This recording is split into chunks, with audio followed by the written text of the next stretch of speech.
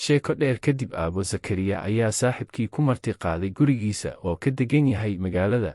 Liwaan ayaa aad iyo aad ugu farxay casumaadda oo saaxiibkii ka dalbaday in uu ugu yimaado, wuxuuna si lama filaan ugu sheegay beri in uu imaan doono wiilkiisa Jack kama imaan doono dalka UK. Aabo Zakariya ayaa ku yidhi saaxiibkii hore u soo kaxay carruurta, waa in ay isbartaan oo ay arkaan adeerkooda iyo wiilkiisa Jack.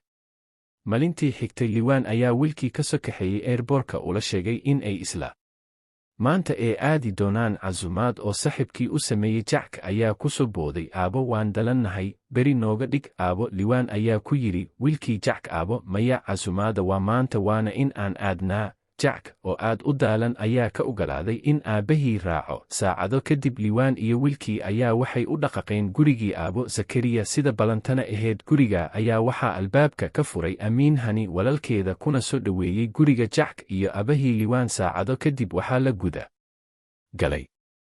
Aabo Zakariya ayaa wuxuu halmar u yeeray Samiya iyo Hani si ay u wada bartaan aabo Liwaan iyo wiilkii Jack. Salaan kadib waxaa la guda galay in la wada sheekaysto oo wax badan lees weydiiyo, kaftan iyo qosol. Kadib Jack ayaa si lama filaan ah su'aal ku weydiiyey Hani iyo Samiya, taa oo aad iyo aad ula yabeen dhammaan.